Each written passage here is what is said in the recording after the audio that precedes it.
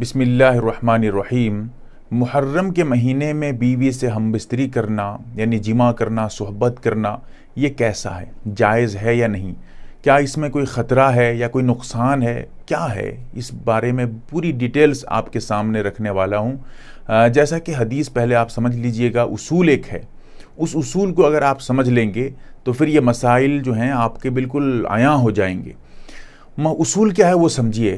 ان عائشہ رضی اللہ تعالی عنہا قالت قال رسول اللہ صلی اللہ علیہ وسلم من احدث فی امرنا ھذا ما لیس منہ فہو رد۔ یہ بہت زبردست اصول ہے۔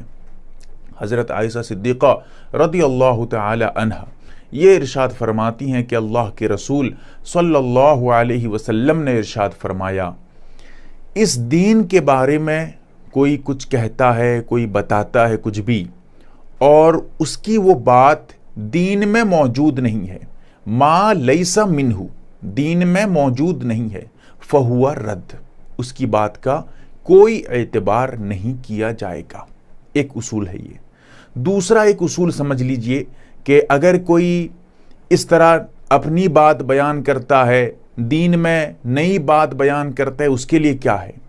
اس کے لیے حدیث میں آتا ہے کہ کل بدعت ضلالہ، یعنی یہ جو بدعت ہے، بدعت کہتے کسے ہیں کہ ہر نئی چیز دین میں ایجاد کر دینا، شریعت میں نئی بات کا ایجاد کر دینا، یہ بدعت ہے۔ کسی کام کو جو شریعت میں نہیں ہے اس کو شریعت سمجھ کر عمل کرنا، یہ بدعت ہے۔ ٹھیک ہے؟ اب بدعت جب ہم سمجھ چکے ہیں کیا ہے، پھر اس کی مذمت بھی سمجھیے۔ کل بدعت ضلالہ، کہ ہر بدعت گمراہی ہے، وہ کل ضلالہ فی النار، اور یہ گمراہی جہنم کا راستہ ہے، جہنم آپ کا ٹھکانہ جہنم میں بنا دے گی یہ گمراہی۔ اسی لیے ان نئی باتوں سے ہمیں بچنا ہے۔ اب یہ تو اصول ہے۔ اس کے بعد مسئلہ ذرا سمجھ لیجئے محرم کے مہینے میں ہم بستری کرنے کے بارے میں۔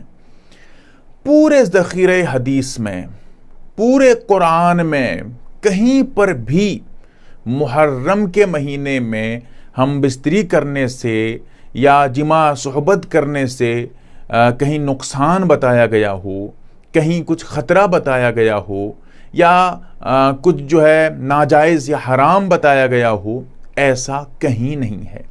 نہ اللہ کے رسول نے بتایا، نہ صحابہ نے بتایا۔ پتہ چلا کہ جہاں تک شریعت کی بات ہے، قرآن و سنت کی باتیں ہیں، ان میں اس کی کوئی ممانعت نہیں ہے۔ لہٰذا یہ بات بالکل صاف ہے کہ محرم کے مہینے میں جمع کرنے سے، ہم بستری کرنے میں کوئی حرج نہیں، کوئی قباحت نہیں، کوئی گناہ نہیں ہے۔ اگر کوئی اس کو غلط سمجھے گا شریعت کے اعتبار سے تو ایسی صورت میں وہ دین میں نئی بات داخل کر رہا ہے، اور جو نئی بات داخل کرے گا اس کا ٹھکانہ جہنم ہے، یہ میں بتا چکا ہوں آپ کو۔ اب ہوتا کیا ہے، لوگوں کو غلط فہمیاں ہوتی ہیں، وہ سمجھنے لگتے ہیں کہ یہ مہینہ منحوس مہینہ ہے۔ حدیث میں، بخاری شریف میں اس کی بھی تردید موجود ہے۔ صحیح روایت میں اللہ کے رسول صلی اللہ علیہ وسلم نے ارشاد فرمایا، یہ مہینہ عظمت والا مہینہ ہے، یہ مہینہ احترام والا مہینہ ہے، تو یہ تو برکت والا مہینہ، یہ بہترین مہینہ ہے، تو پھر اس کو ہم منحوس سمجھیں گے تو کتنی بڑی ہماری غلطی ہوگی، وہ آپ ذرا غور کر کے سوچیے اور سمجھیے۔ اسی لیے یہ مہینہ منحوس نہیں ہے، یہ مہینہ عظمت والا، برکت والا مہینہ ہے۔ تو یہ تو منحوس سمجھنے کی رد میں نے کیا ہے، لیکن جہاں تک ہم بستری کی بات ہے، جائز ہے، کوئی خطرہ نہیں، کوئی نقصان نہیں ہے۔ اگر کوئی غلط سمجھے گا، نقصان سمجھے گا، ایک تو اضافہ کرنے والا ہوا، دوسرے نمبر پہ یہ بہت زبردست الزام اللہ کے رسول صلی اللہ علیہ وسلم پہ لگ جائے گا، جس سے ایمان بھی اس کا خطرے میں آ سکتا ہے۔ کیا ہے؟ حجۃ الوداع کے موقع پہ جب اللہ کے رسول نے حج کیا تھا، آخری حج، اس موقع پہ قرآن کی آیت نازل ہوئی تھی، آج دین مکمل ہو گیا، اللہ تعالیٰ کہتا ہے کہ دین آج مکمل ہو گیا اور ہم اسلام سے راضی ہیں۔ تو جب دین کے، شریعت کے مکمل ہونے کا مسلمانوں کو پختگی کے ساتھ، یقین کے ساتھ ایمان لانا یہ قرآن سے ثابت ہو رہا ہے، جب دین مکمل ہے تو پھر اس موقع پہ بھی، حجۃ الوداع کے موقع پہ بھی اللہ کے رسول نے صحابہ سے پوچھا، کیا میں نے اللہ کا حکم آپ لوگوں تک تمام کا تمام نہیں پہنچا دیا؟ اس وقت تمام صحابہ نے کہا کہ جی یا رسول اللہ، آپ نے پہنچا دیا۔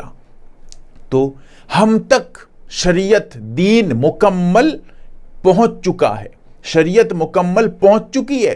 لہٰذا اگر کوئی آج ایسی بات کہتا ہے شریعت کی طرف سے، شریعت کا نام لے کر، اور شریعت میں وہ بات نہیں ہے، دین میں وہ بات نہیں ہے، تو پھر سمجھیے کہ وہ سخت مجرم ہے شریعت کی نظر میں، کیونکہ وہ ایک طریقے سے اللہ کے رسول پہ الزام لگا رہا ہے کہ یہ بات آپ نے چھپا لی تھی، نعوذ باللہ من ذالک، یہ بات آپ نے بتائی نہیں تھی، جبکہ اللہ کے رسول کہہ رہے ہیں کہ میں تمام کا تمام پہنچا چکا ہوں۔ صحابہ اقرار کر رہے ہیں کہ جی یا رسول اللہ، آپ تمام کے تمام احکام پہنچا چکے ہیں۔ تو پھر کتنا بڑا الزام لگے گا اور ایمان باقی رہے گا اس سے؟ سوچئے ذرا، آپ غور کریے۔ تو اسی لیے اس طرح کی باتوں سے اپنے آپ کو بچانا چاہیے۔ یہ مہینہ برکت والا، اس میں ہم کو عبادت کرنی چاہیے، اللہ کو یاد کرنا چاہیے۔